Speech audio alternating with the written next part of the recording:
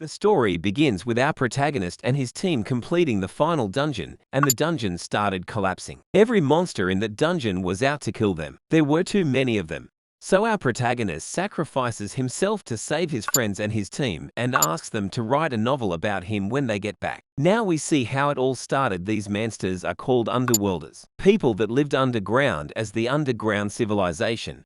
A completely different civilization from the ones humans had established above ground. And after living underground for thousands of years, they started appearing on the surface. Due to the sudden invasion by underworlders, humanity was faced with the crisis of imminent annihilation. Humanity fought back, but no weapon that humans possessed was able to inflict damage on them, because they possessed mystical powers that even nullified strong military weapons. But because of the mystical powers that underworlders possessed, soon started affecting humans, and the situation was now changed because now humans could fight back. These humans, who got the mystical powers themselves, were called superhumans, and they fought back against the underworld civilization while taking down the underworlders' dungeons one by one. And at long last, it was time for the last dungeon. Humanity's 7 strongest superhumans were part of this team, whose leader was obviously our protagonist. After completing the final dungeon, the 7 superhumans came to be called the 7 heroes that saved humanity. The 6 heroes that came back became a worldwide stars, while the dead hero Sumunjub became a legend. It has been 17 years since then, and a sports match between South Korea and France is going on. In this sport, superhumans fight each other with the help of an advanced VR-type system. In the match between France and South Korea, France had the upper hand. One of their players was Nathan Burner. He is in the top 3 of the strongest superhumans in this sport. He was able to get 6 kills against South Korea alone, and the only one left was Haein, daughter of one of the 7 superheroes. She attacks Nathan with her whip, but he easily dodges it and kills her, saying, "You'd never be able to defeat me with a team like this." And with that, France wins the match with the perfect score of 0-11. Everyone in Korea was furious with this shameful performance of the team. We see a man who was truly frustrated with the match. This man is Baek Jae-ho, one of the 7 superheroes, and this is the 3rd loss since he became the head coach of the national team. He had given up on this team and was going to resign during the interview, but before that, he gets a call from association president who tells him something very shocking. We see a man falling from the sky near Sumunjub's statue. It was Sumunjub himself. We see a glimpse of the past where Munyub tries to stop the underworlders from going after his team, and when the dungeon gate was finally closed, he challenges them to fight him to death. Munyub wakes up in the hospital and freaks out, knowing it's 2022. Not 2005. It seems like there was some kind of space-time distortion. For Munyub, it's only been a week or so, but in actuality, he was gone for 17 years. Munyub gets annoyed after seeing so many reporters. He asks the nurse for a mirror and was very confused to see that he hasn't changed a bit. After some thought, he asks the nurse about his properties. Everything that Munyub had was either donated to child support or some other charity. After hearing all this, he was speechless. After all this, he uses his eyes of analysis to check his body's condition. This ability allows the user to visualize the talents of living creatures. This is the superpower that made Munyub the strongest superhuman in the world. These eyes not only check the target's current ability, but also their potential ability in the future. He even trained Jae-ho, one of the 7 heroes, with the help of these eyes. He finds out that due to his fight in the last dungeon, he was able to unlock a broken ability, Immortal. Then Jae-ho comes there. He gets emotional seeing Munyub alive. After some chatter, Jae-ho tells Munyub about his profession of being a head coach. He shows Munyub a match from the Battlefield tournament. In this sport, they materialize a dungeon in virtual reality. He tells him about how important this is for any country, and that the high-ranked players can be compared to 7 heroes. Then Munyub asks him what place is South Korea, expecting them to rank pretty high, to which Jae-ho answers, dead last. Munyub was disappointed hearing this. Jae-ho explains to Munyub that how because of all the politics and all kinds of BS, South Korea, which used to be the strongest in the world, is now dead last. Then Jae-ho asks Munyub to join him, but he refuses instantly and says that now he just wants to live a peaceful life. He sees a picture of Haein and compliments her on how hot she is,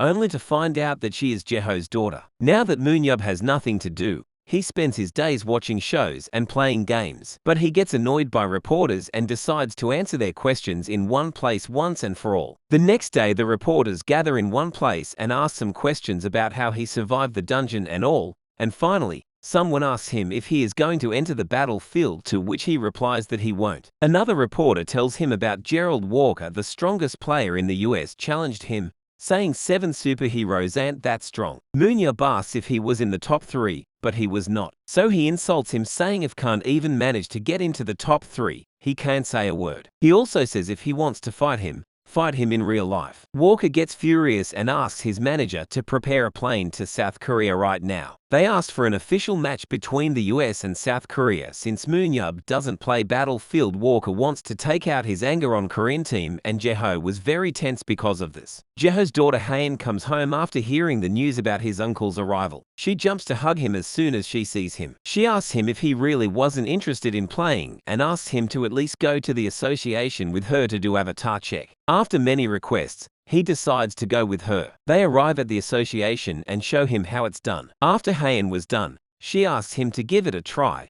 He half-heartedly agrees because it was a request from Haein. He enters in the VR and asks them to throw whatever they want at him. They give him a monster which he defeats just with the flick of his fingers. They were speechless after witnessing this. He asks them to give him something strong so that he can test his newly acquired skill. But then he hears a voice. Someone was trying to connect there with an external module. It was Walker. He wanted a match with Munyab. He tells him that 7 heroes were nothing and attacks him without warning.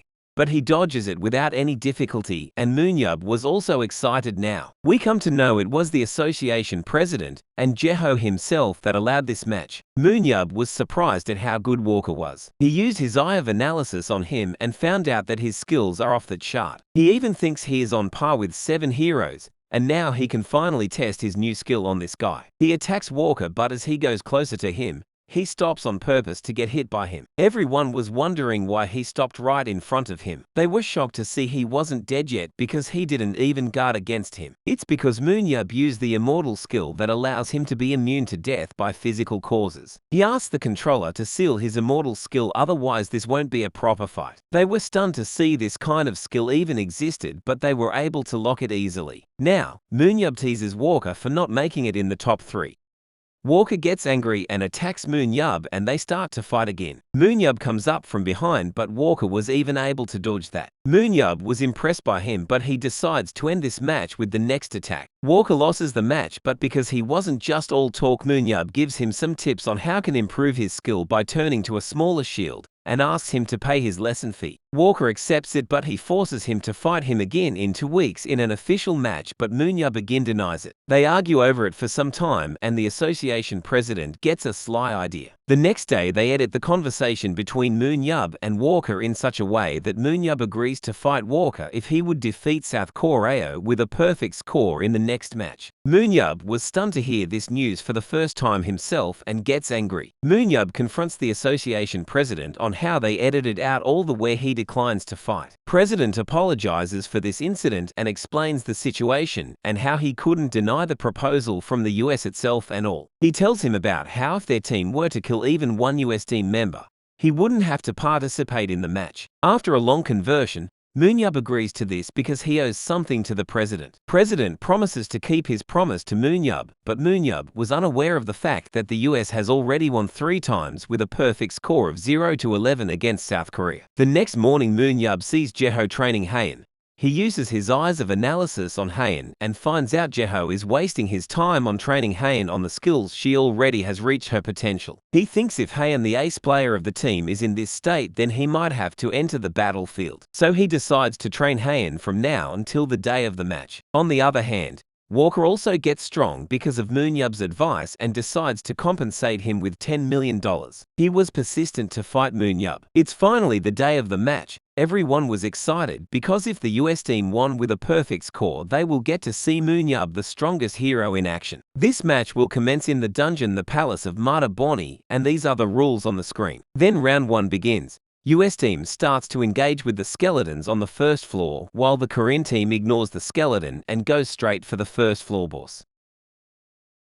But one of the US team members was scouting this area and informs Walker about their new strategy. Walker asks for his team members to help him get to them, and as Hayan was about to land her final hit, suddenly Walker comes out of nowhere and kills Hayan in one shot. He compliments them on their strategy, but it wasn't enough to defeat him. And soon after that, rest of his team members come there as well and kill the boss monster, and they start to annihilate Team Korea. And with that, the first set comes to end with a perfect score of 0-11. Hayan was discouraged after the loss, but she gets surprised to see Moonyub in the room. He scolds and insults them for how badly they did in the last round. But he comes up with a strategy to win the second round for them. The second round begins, and the US team splits into two parts. The advance party will secure the hunting ground, and the cleanup party will focus on hunting. On the other hand, Korea starts running again, but this time they were not aiming for the boss. Walker was thinking he already won the match, but suddenly the wall behind him breaks and Korean team comes out of it. Turns out Moonyub had already cleared this dungeon in real life,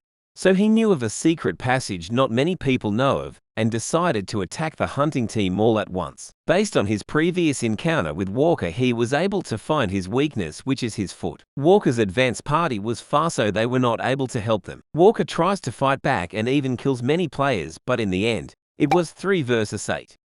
Korea sacrificed 7 people to kill 3 players of the US team. Hayan attacks Walker's leg, making him fall on the ground. Seeing her improve this much in such a short amount of time, he asks her if she also got training from Moonyub. Hayan kills Walker, and with that, they were able to kill 6 players of the US team. Korean team eventually lost the match, but it was a win for everyone.